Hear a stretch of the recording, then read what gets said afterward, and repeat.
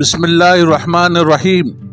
کتاب صحیح بخاری شریف جلد اول وحی کا بیان پارٹ 4۔ عبید اللہ بن عبداللہ روایت کرتے ہیں ابن عباس سے، ابو سفیان بن حرب نے کہا کہ ہرقل نے ان کے پاس ایک آدمی بھیجا جبکہ وہ قریش کے اجتماع میں شریک ہے اور وہ لوگ تاجروں کی حیثیت میں شام گئے ہوئے تھے۔ یہ بات اس دور کی ہے جب رسول اللہ صلی اللہ تعالی علیہ وسلم نے ابو سفیان اور دیگر کفار قریش سے ایک محدود پیمانے پر معاہدہ کر رکھا تھا۔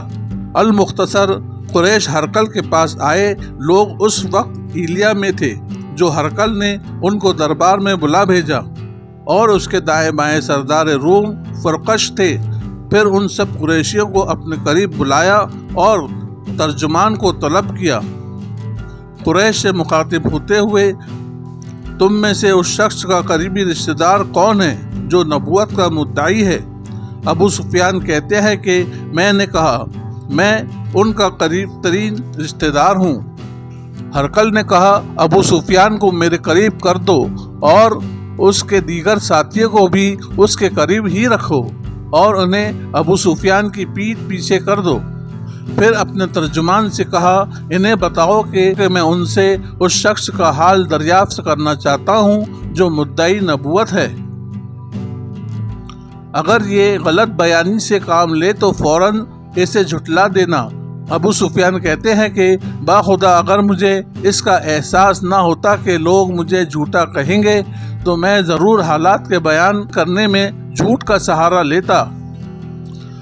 غرض ہرقل نے مجھ سے سب سے پہلے یہ سوال کیا، وہ تم لوگوں میں نسب کے لحاظ سے کیسے ہے؟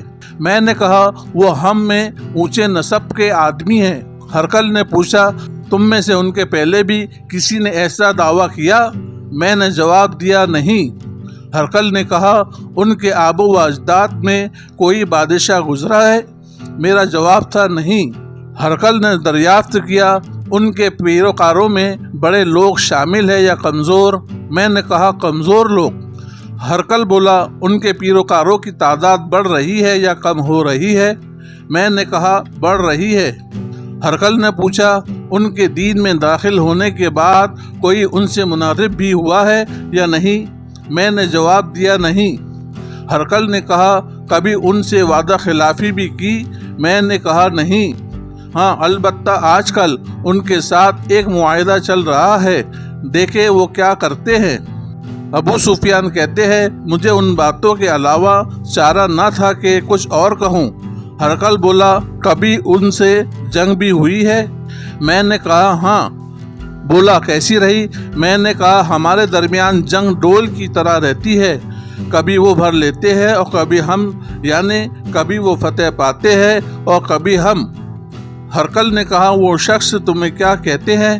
میں نے کہا، وہ ایک خدا کی بندگی کے لیے کہتے ہیں اور شرک سے بچنے کی تلقین کرتے ہیں، اور کہتے ہیں شرک آمیز باتیں جو تمہارے آبا و اجداد کرتے تھے انہیں چھوڑ دو۔ وہ ہمیں نماز، راست بازی، پرہیزگاری اور صلہ رحمی کا حکم دیتے ہیں۔ سبحان اللہ۔ ثواب کی نیت سے اس ویڈیو کو لائک، شیئر اور ایسے ہی معلوماتی ویڈیو کے لیے ہمارے چینل کو سبسکرائب کر لیں۔ انشاءاللہ پھر حاضر ہوں گے ایک نئی ویڈیو کے ساتھ، تب تک کے لیے اللہ حافظ۔